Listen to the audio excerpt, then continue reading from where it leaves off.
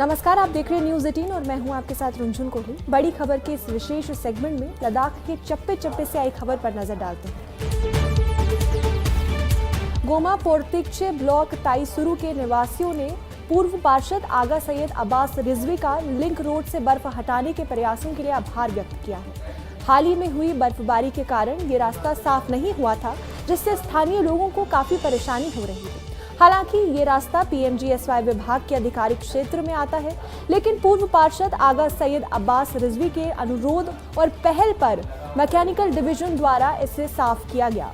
जनता ने समय पर की गई इस कार्रवाई की सराहना की है, जिससे इलाके को बहुत जरूरी राहत मिली है। इस अवसर पर पूर्व पार्षद आगा सैयद अब्बास रिजवी ने लिंक रोड को साफ करवाने में त्वरित प्रक्रिया और सहयोग के लिए executive engineer mechanical division Kargil को भी हार्दिक धन्यवाद दिया कि इलेक्शन ही गैप पियानुगा चिचेंदु रई ओहदे के लेबना चिचेंदु कि ओहदा मेट तले चिचेंदु ओजू ताकि तखसन नंगाचा छिमिसों से हनंकी ngati ngari नौसी करगा साइन लिहाजा जवान उन्ना रिक्वेस्ट इन कि गचुक मसले के ओंदु गचुक चिचेंदु इलेक्शन तंग में वक्त की का गचुक चिचेंदु गोसबे के होतना ता छोटे चे रई या ओहदे के लेफ्ट से तुला गचुक चिचेंदु ओदू ngati जवान उन्ना शुरू उमर गोशिन जवान उन्हें संबत आचा मामा के या दिया नुगा मामिक जे डिस्पेरे ngata ग्रिक्स बामिनु यो तामेत या अवामी तरफ ना ngachi नंबरदारी तरफ ना गोमा पुर्तिक अवामी तरफ ना नंबरदारी तरफ ना जवानान ने तरफ ना जनाब एक्स काउंसलर सईद अब्बास रिजवी साहिबा बहुत बहुत शुक्रिया जो से ngacha अवामी का लपेक जे। करगिल के एडिशनल डिप्टी कमिश्नर इम्तियाज काचू ने सरकारी दफ्तरों का अचानक निरीक्षण किया।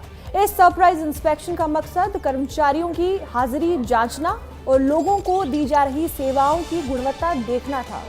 एडीसी ने चीफ एजुकेशन ऑफिस, कोऑपरेटिव विभाग और तहसीलदार कार्यालय का दौरा किया। उन्होंने दफ्तरों में कामकाज की स्थिति और कर्मचारियों की मौजूदगी का जायजा लिया।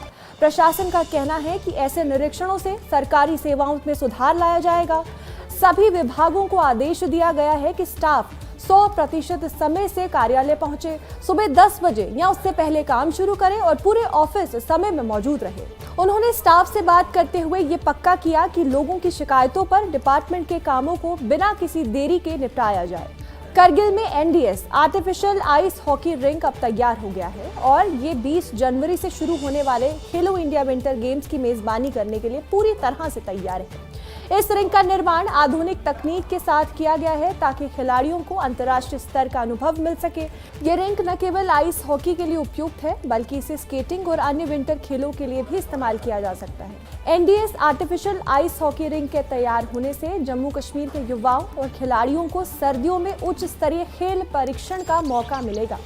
ये रिंक क्षेत्र में विंटर कार्निवल खेलों के विकास और बढ़ावा देने में भी महत्वपूर्ण भूमिका निभाएगा। खेलो इंडिया विंटर गेम्स में देश भर के युवा खिलाड़ी मौजूद रहेंगे, हिस्सा लेंगे और आइस हॉकी प्रतियोगिताओं में अपनी प्रतिभा दिखाएंगे। स्थानीय प्रशासन ने खिलाड़ियों को और दर्शकों की सुविधा के लिए सभी इंतजाम कर लिए हैं। एनडीएस रिंक का उद्घाटन कार्यक्रम 20 जनवरी को आयोजित किया जाएगा, जिसमें खेल अधिकारी और प्रशासनिक पदाधिकारी भी मौजूद रहेंगे।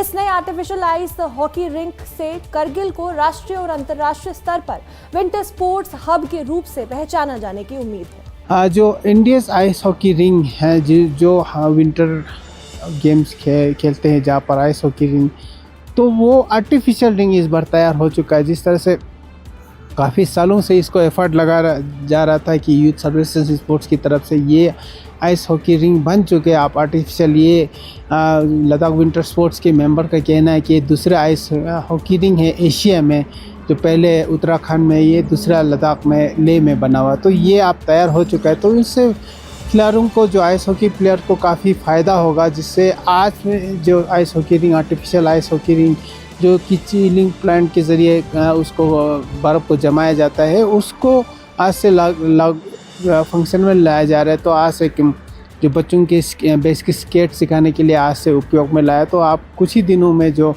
20 जनवरी से ये खेलो इंडिया विंटर गेम्स का आइस हॉकी पार्ट है, वो यहाँ पर खेला जाएगा।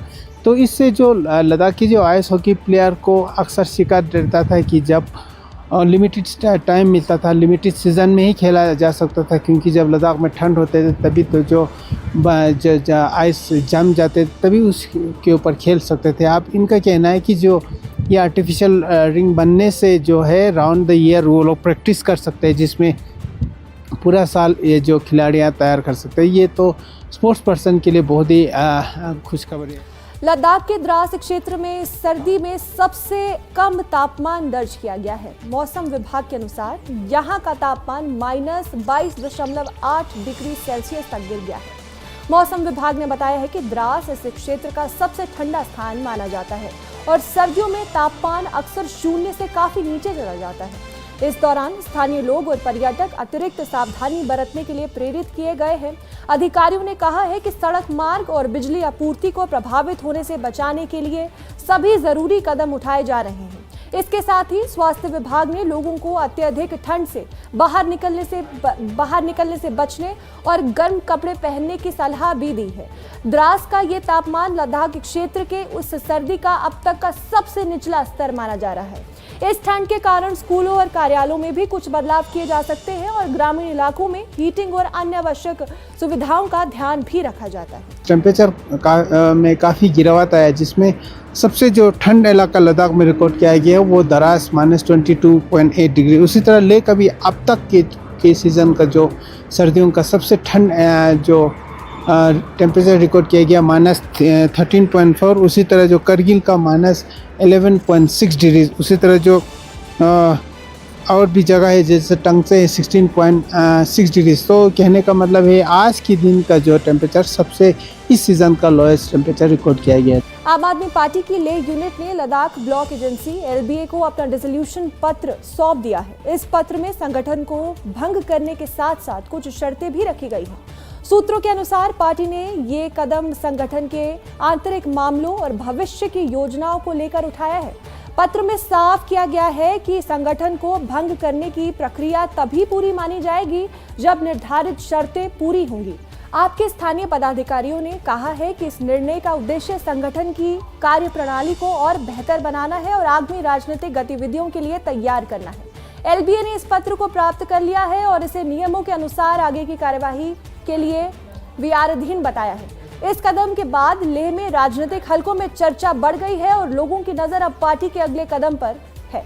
कुल जो लद्दाख बुद्धिस्ट एसोसिएशन के अध्यक्ष है छिरिंग दोरजे लाकरुक ने उन्होंने अपील किया था कि रिसेंटली कि सारे जो पॉलिटिकल पार्टीज अपने जो पॉलिटिकल डिफरेंस को छोड़ के एक ही प्लेटफॉर्म पे आके जो लद्दाख के डिमांड को सेफगार्ड की डिमांड को सपोर्ट करे, स्ट्रेंथन करे अपना पॉलिटिकल एस्पिरेशन को छोड़ के, क्योंकि उन्होंने कहा कि आप काउंसिल का इलेक्शन भी नहीं है तो इस वक्त पॉलिटिक्स खेलने की आवश्यकता नहीं है। तो इसीलिए सभी लोग एक ही प्लेटफॉर्म में पे आके जो लद्दाख के मुद्दे को उठाना चाहिए। तो इसी को मद्देनजर रखते हुए कि जो लेह में आम आदमी पार्टी है उन्होंने जो एपेक्स बॉडी को एक लेटर सौंपा जिसमें उन्होंने अपने पार्टी को डिसॉल्व करेंगे करके कहा, साथ ही साथ कुछ शर्तें भी रखे। उनका कहना है कि अगर दूसरे जो पॉलिटिकल पार्टीज जिसमें मेजर पॉलिटिकल पार्टीज कांग्रेस और बीजेपी है वो भी अपना पॉलिटिकल पार्टीज को छोड़ के अगर एपेक्स को सपोर्ट करेंगे तो उनका भी जो आम आदमी की तरफ से ऑलरेडी सपोर्ट है करके उन्होंने लेटर दिया। तो उनका ये कंडीशन है कि सारे पॉलिटिकल पार्टीज अपने जो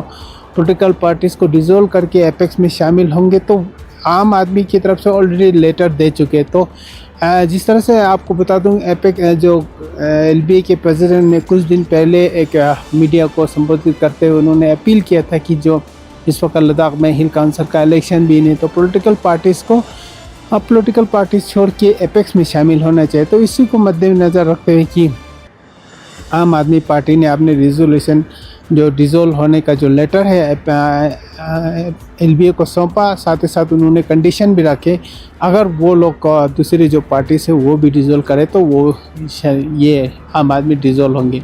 तो इसको जो एपेक्स के जो को चेयरमैन और लद्दाख बुद्धिस्ट एसोसिएशन के अध्यक्ष है छिरिंग दोरजे लाकरुक ने उन्होंने अप्रिशिएट किया कि ऐसे जो लद्दाख को जिस समय ज़रूरत है ऐसे सपोर्ट करना और उनके लिए भी एक सबक रहेगा। और